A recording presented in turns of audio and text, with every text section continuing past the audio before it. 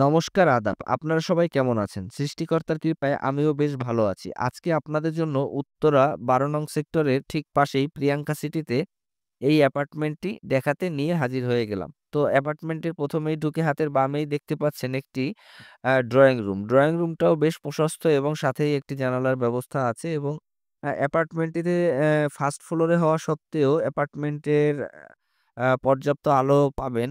তো আমরা ভিডিওর ক্ষেত্রে মানে ভিডিও তৈরি করার জন্য অ্যাপার্টমেন্টে লাইট জ্বালিয়েই ভিডিও করেছি। তো আপনারা ভিজিটের সময় দেখলেই বুঝতে পারবেন যে অ্যাপার্টমেন্টটি কত খোলামেলা এবং পরিবেশটি কত সুন্দর।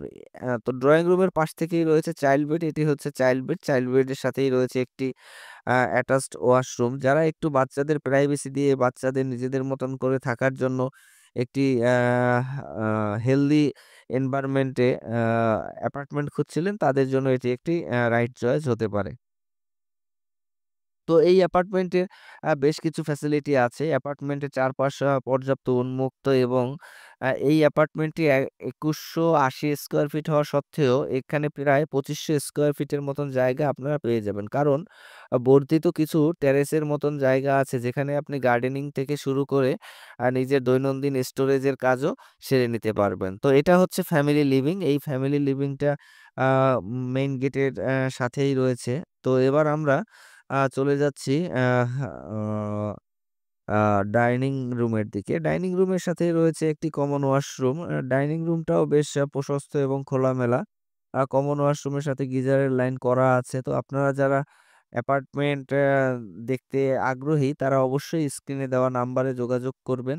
আশা করি আপনারা সামনাসামনি দেখলে অ্যাপার্টমেন্টটি আরো বেশি ভালো লাগবে। তো ডাইনিং রুমের সাথেই রয়েছে একটি রান্নাঘর। একটি হচ্ছে এই রান্নাঘরের পাশেই রয়েছে বিশাল একটি প্রশস্ত জায়গা যেটা ১ম এই বলেছিলাম যে আপনারা এটাকে স্টোরেজ হিসেবেও ব্যবহার করতে পারবেন এবং রান্নাঘরের যে রান্না করার সময় অনেক ধরনের স্মেল আসে বা ধোঁয়া আসে, এই প্রবলেম এই অ্যাপার্টমেন্টটিতে কোনোভাবেই আপনারা ফেস করবেন না। অ্যাপার্টমেন্টটি যথেষ্ট নান্দনিকতার সাথে ডিজাইন করা।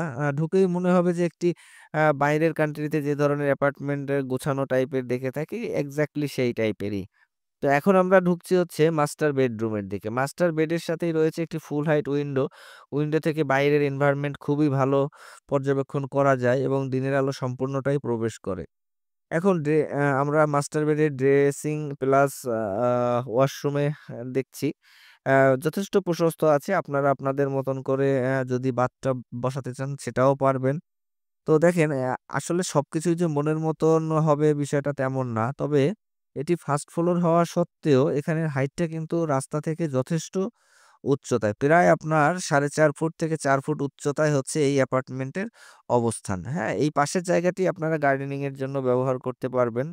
অবশ্য সামনাসামনি যদি আপনারা দেখেন অ্যাপার্টমেন্টটি আ খারাপ লাগবে না এটুক বলতে পারি। তবে ভালো লাগবে এটাও বলতে পারি। হ্যাঁ? তো এখন আমরা যাচ্ছি সেকেন্ড বেডে। সেকেন্ড বেডে হচ্ছে আপনার ফুল হাইট একটি উইন্ডো আছে এবং সাথেই রয়েছে গার্ডেনিং এর জন্য বেশ কিছু জায়গা। যে জায়গাটা আসলে ঢাকা শহরে অনেকেরই শখ থাকে কিন্তু ছাদে আসলে ছাদ বাগান করা হয় না। তারপরেও আপনারা চাইলে এখানে আ ছোট করে অ্যারেঞ্জমেন্ট ভালো আছে। চাইলে গার্ডেনিং করতে পারেন। শখের মধ্যে সবচাইতে বড় একটা জিনিস ঢাকা শহরের মধ্যে ছোট একটি বাগান করা। তো আপনারা চাইলেই এখানে ছোট্ট একটি বাগান করতে পারেন যেখানে আপনার মানে নান্দনিকতার একটি বহিঃপ্রকাশ আপনারা প্রক মানে বহিঃপ্রকাশ করতে পারবেন। তো অ্যাপার্টমেন্টটি কেমন লাগলো অবশ্যই লাইক, কমেন্ট করে আমাকে আ জানাবেন এবং পরবর্তীতে কোন টাইপের বা কোন এরিয়ার ভিডিও চাচ্ছেন অবশ্যই আমাকে আপনারা জানাবেন। ধন্যবাদ, ভালো থাকবেন। তো উম আশা করি আমার ভিডিওটি আপনাদের ভালো